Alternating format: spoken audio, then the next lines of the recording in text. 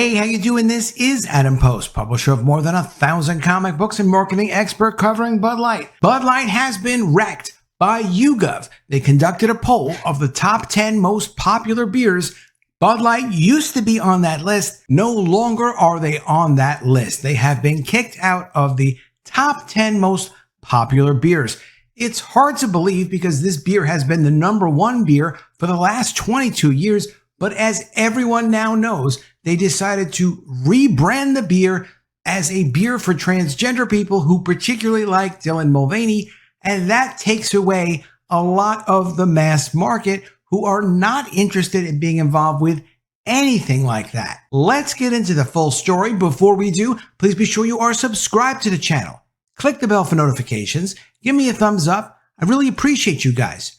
I'm trying to get to 50,000 subscribers, so if you can subscribe, please do subscribe. Coming from Newsweek, Bud Light no longer one of America's top 10 most popular beer brands. Bud Light fell out of the list of America's top 10 most popular beers judged by public approval between the second quarters of 2022 and 2023, according to a new YouGov survey. While the proportion of Americans who liked Bud Light had not changed, staying consistent at 42%, those for a number of rival beers surged, pushing it from a tie for the 9th most popular brand in 2022 to a tie for 14th most popular in 2023. Boy, have they ruined this brand. Never seen anything like it. Conservatives and others have targeted Bud Light with a boycott campaign over the last few months after the brand partnered with transgender influencer Dylan Mulvaney to celebrate Dylan's 365 days of girlhood promotion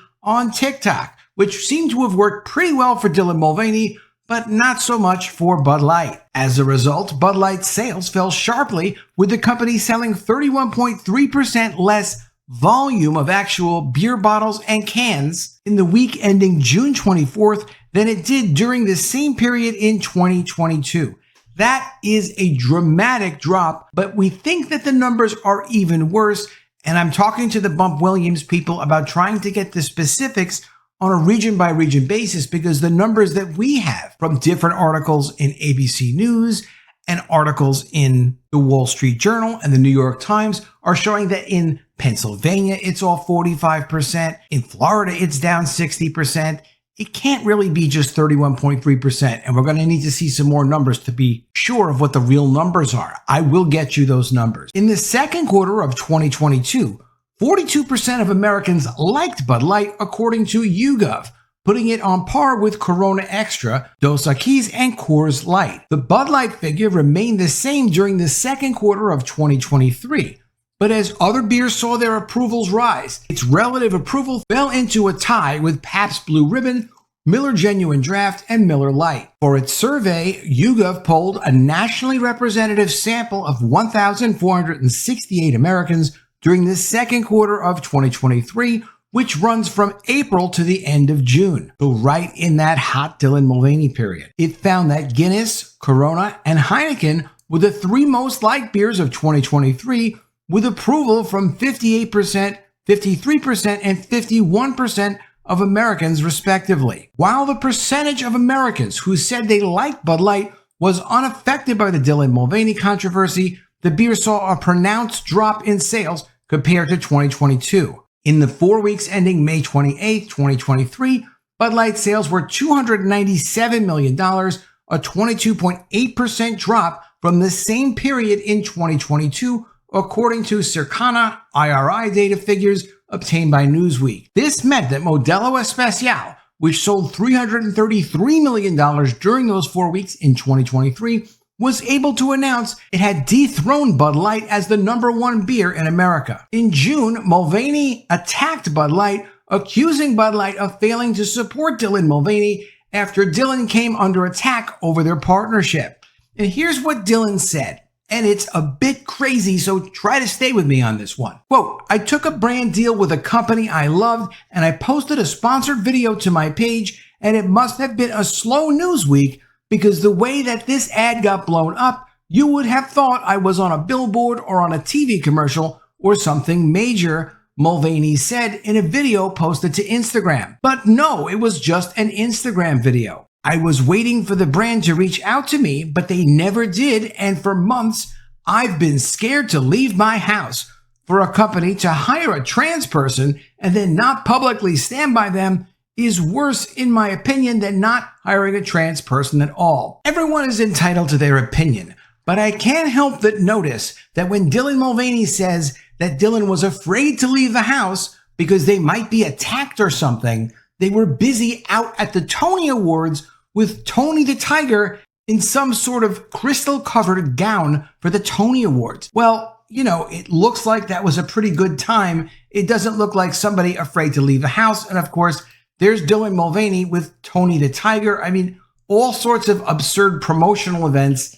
It doesn't seem legitimate to say that this person was afraid to leave their house, because they did leave their house. Another reason that nobody actually reached out to Dylan Mulvaney to talk to Dylan about the promotion from the company was because the major executives from the company, Alyssa Heinershed and Daniel Blake, her boss, were forced to leave the company, at least on a temporary leave, if not permanently, because of the disastrous promotion and their lack of response to it. So at that point, there really was nobody left to go and contact Dylan Mulvaney and play around with Dylan Mulvaney. Incredibly, there are analysts that are still recommending the Bud Light stock. Bud Light stock is still down tremendously. I mean, absolutely tremendously. It's more than you would think it would normally be. The market value of the company was $132 billion right before the promotion with Dylan Mulvaney on April 1st. Today, it stands at $96.97 billion. It's more than $30 billion down. Target also is down $12 billion since they had the promotion for Pride Month that blew up in their faces. Yet both of these companies cannot come back to their customers, just be honest about what happened, apologize to their actual customers who normally go and support the company, and tell their customers they're sorry for trying to push nonsense on them that they knew that the customers didn't want, but they thought they might just take and get sucked into their propaganda. They need to at least communicate with their customers. But still, there are analysts that look and say, well, look, here's how much Bud Light stock is up in a month. Is the Bud boycott over?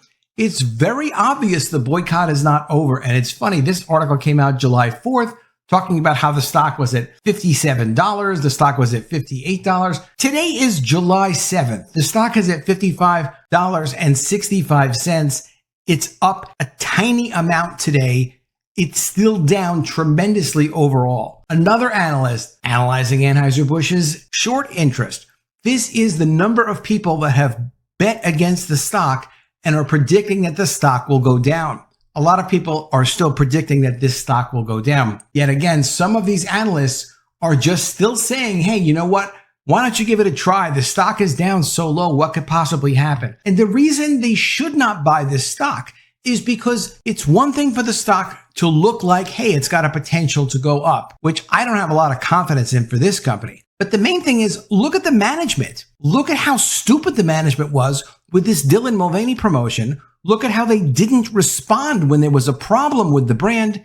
And now look at, even to this day, they don't have good results. They haven't figured out how to deal with this problem that they created. It hasn't been reconciled yet. They represent like 500 brands internationally. When the company proves that it can't handle one of its major brands, why would you trust this company with your investment in even other brands? They have so many brands they could still screw up. And this, of course, it's more than a boycott. They rebranded the beer to be a transgender Dylan Mulvaney beer for Dylan Mulvaney fans only, and they've done nothing to fix the problem. The lame attempts of their social media posts, their weak ads, it's not responding in any positive way. And anytime they do a new social media post or they do a new ad, it's always taken as negative. Customers are never coming back to this brand.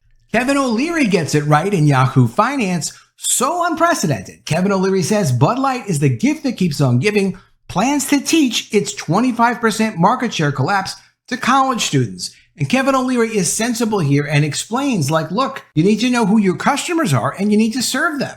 The CEO of Anheuser-Busch is reportedly planning to go on tour this summer to listen to consumers and try to get their feedback. Of course, it's not going to help Shark Tank star Kevin O'Leary, also known as Mr. Wonderful, does not believe it will turn things around.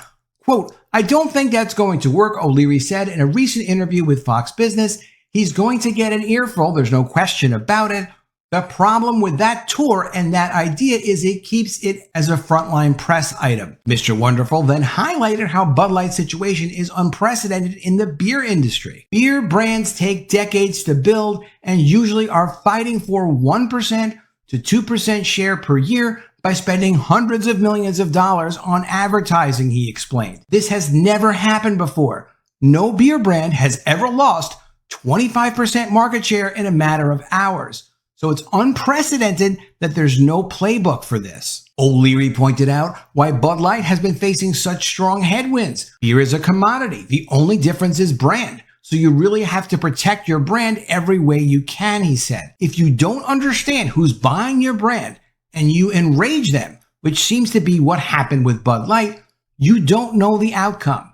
And now we can measure it. A 25% market decline. So the result of all this, Bud Light is out of the top 10 popular beer brands. Another loss for the Bud Light people, more payback for a ridiculous promotion that never made sense in the first place. Let me know what you think in the comments below. Did you think that Bud Light could possibly lose the top 10 status of popular beer brand? How could they possibly lose something like that? It's been number one for 22 years. Let me know what you think in the comments below. Always love to see your ideas. Please be sure you are subscribed to the channel.